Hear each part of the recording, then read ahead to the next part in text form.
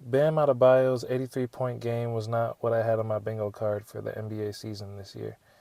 That being said, I kind of wanted to cover this topic and more current events around the NBA as I am an NBA fan. I've been an avid watcher of the game since 2011. Um, I've been a part of just being around the game since I was like 6 or 7 years old due to my mom working for the worst NBA franchise in history, the Charlotte Bobcats. If that's a story that you all want for another day, we can get into that. But yeah, let's stay on topic. I just finished watching the highlights for the game. I did not watch the actual game, and the reference for the video, of course, is going to be the picture of him holding the 83 point paper, signifying that he scored 83 in the game. Um, but yeah, I didn't have a chance to watch the entire game or the game at all. I watched the highlights on YouTube, and my initial intro to finding out that he scored 83 was through threads. Waking up in the morning, I happened to get on the app, and I saw that picture, the one that I'm drawing right now, of Bam scoring 83. And my initial thought was, okay, this has to be like a joke. This has to be a meme, something, right? So that was my initial thought. Then I go to watch the highlights, and the first three quarters he has 62, and the way in which he had gotten those shots, he's shooting from mid-range, he's shooting from the cup, like, in the paint, right? He's shooting from the three, and it's not just all from the same spot. It's all different angles, right? Like, left corner, right corner, top of the key, like, left side, right side, mid-range, dunking, hitting the layup. So that was pretty impressive to see. Of course, he had some free throws riddled through as well. Had the game ended there with 62, I think that would have been an amazing achievement. And it's still an amazing accomplishment to have 83 points. But the criticism, what a lot of people are saying, and what I agree with, is the way in which the fourth quarter happened to go, especially the latter half of the fourth quarter, because it was just like nonstop free throws. And in part, that's due to the Washington Wizards' horrible defense on them. Like, they were playing three. It was just crazy antics that were going on. And also the current NBA shooting volume, as the three-pointer is the new two-pointer still. And that's in large part due to Stephen Curry. I've had this conversation with many of my peers. I love Curry. Like, I got to meet Curry when I was 11 years old. He's not my favorite player, but of course, I would rank him as the best point guard the game has ever seen with Magic Johnson. I don't think that's a controversial take. Isaiah Thomas is in the mix of that. And there's a lot of other potential players that you could throw in there too that could have been that, but injuries and different things, riddled throughout, like a D Rose. Russ was never able to get over the hump as far as winning a championship. Chris Paul, who just happened to retire this year. Stockton, there's a lot, right? But yeah, so Curry is a large part to the three-point volume and, just the culture of the game from that perspective.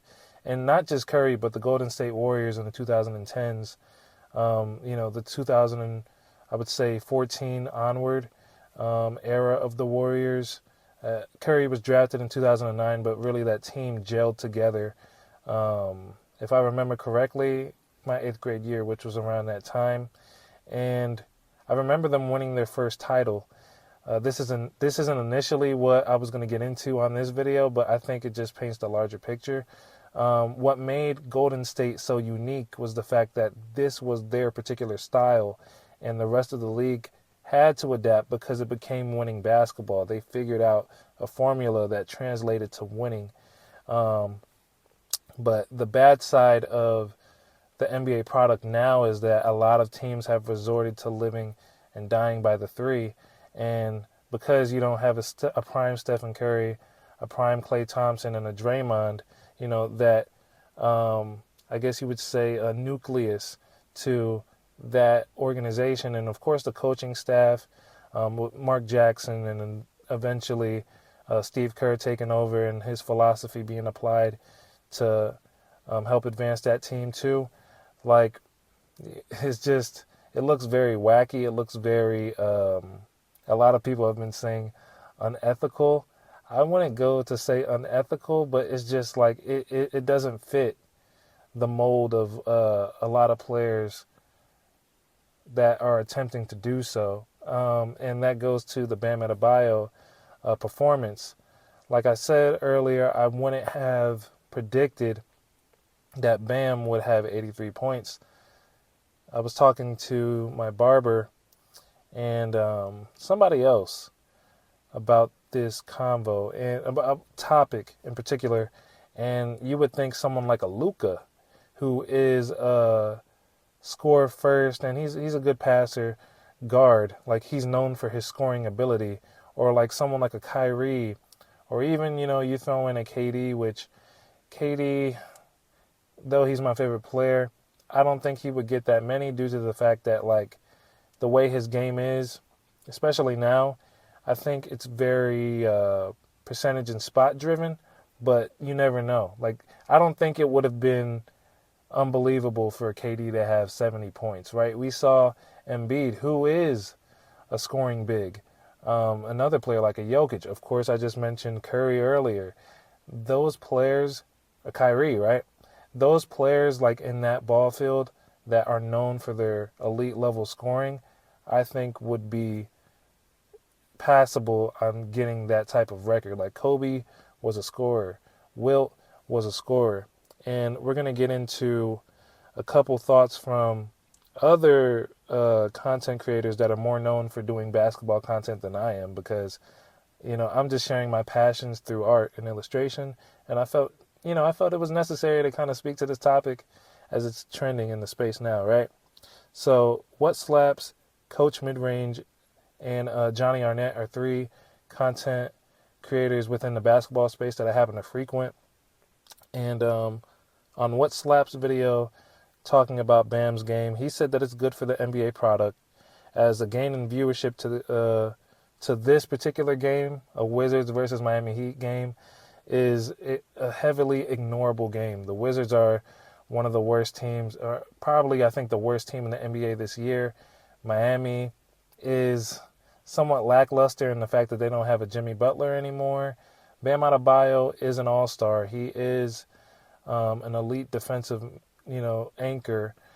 He's played on the 2020 Olympic team. Like, he is a solidified Hall of Famer, in my opinion. I wouldn't say first ballot, but I mean, in some cases, depending who lands, he could be first ballot.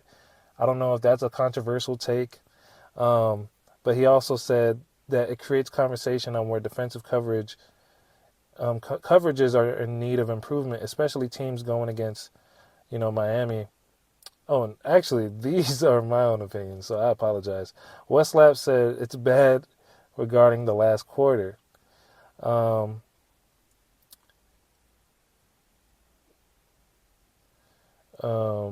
Performance and low shoot. Oh, well, okay, no, that is what Westlap said. So let's go to Coach Midrange. Coach Midrange said that it's bad regarding the last quarter. Performance and low shooting efficiency from Bam, similar to kind of what I happen to see. Will averaged 50 and got 100. So Will averaged 50 the year that he had scored 100 points. So it's not an unbelievable achievement, right, from an analytical perspective. Kobe averaged 31 the year that he averaged 81. So that's not an unbelievable achievement. But Bam averaged 20 points this season, which I think is the most in his career, and he got 83.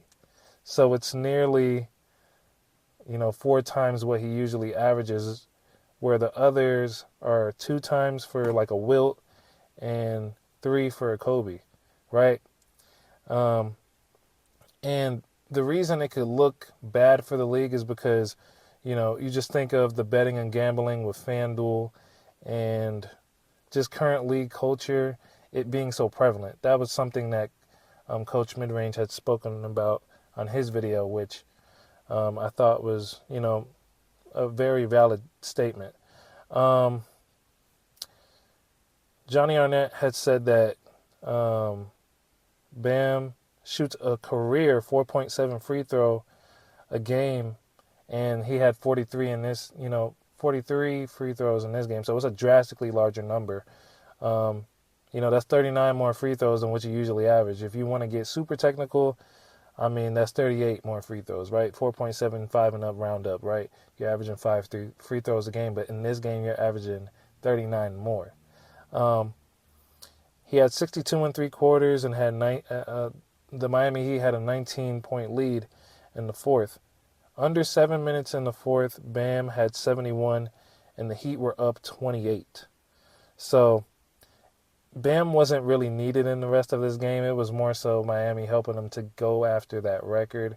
And, of course, he surpasses Kobe with 2 more points, which is 83. He was 10 of 27 field goal percentage in the final 3/4. And he also brought up this stat, which I found was, crazy. No player that scored 65 or more has scored under 50%. Bam's percentage was 36%. So, yeah, there's a lot to take away from this game. Overall, I think it will be an eye-opener to the NBA product, and hopefully there's, a change going forward. One positive change that I could think of that the NBA is doing now is that they allow in the playoffs, in the postseason, which is where a lot of viewers happen to watch the game. If I'm being completely honest, as an OKC fan, and I've been an OKC fan since 2011, so don't jump down my throat. Like, KD is my favorite player because of OKC, right? And Russ and Harden and all those core guys, right? From that era. Ibaka, Safalosha, Nick Collison, Steven Adams, Anthony Morrow, Deion Waiters, the list goes on, right? But all that being said, with the current league product, I think they need to address something in the regular season to help accommodate things from this happening again. The in-season tournament initially for me wasn't really appealing, but, I got a chance to watch about like 2 to 3 in-season tournament games this season comparatively to last season, and the intensity of the games this year, caught my eye. They were intriguing. It kind of felt like a mid-season playoff type of scenario, and that was really good for me as a viewer. I can't speak to the technicalities of the game and stuff like that. Like, I'm not like that. Like, I play pickup basketball. I can hit a couple layups and a couple shots for you, but I'm not that type of guy. Like, I'm not. There's levels to basketball, of course. But as a viewer and a consumer of this game and somebody who loves this game, I think there's just something needs to change. And you just have to kind of, look to Adam Silver and just certain things that are going on. But yeah, that's really all I got for this video. I don't want to keep it too dragged out.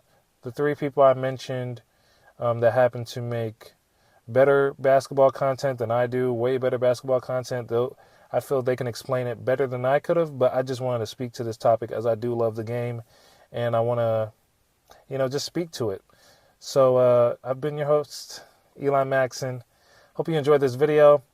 Let me know your thoughts. And if this is your first time watching and you're not subscribed to the channel and you're interested in this type of content, hit that subscribe button. Let me know what you thought. I would love to talk to you. And yeah, have a blessed one. I'm out.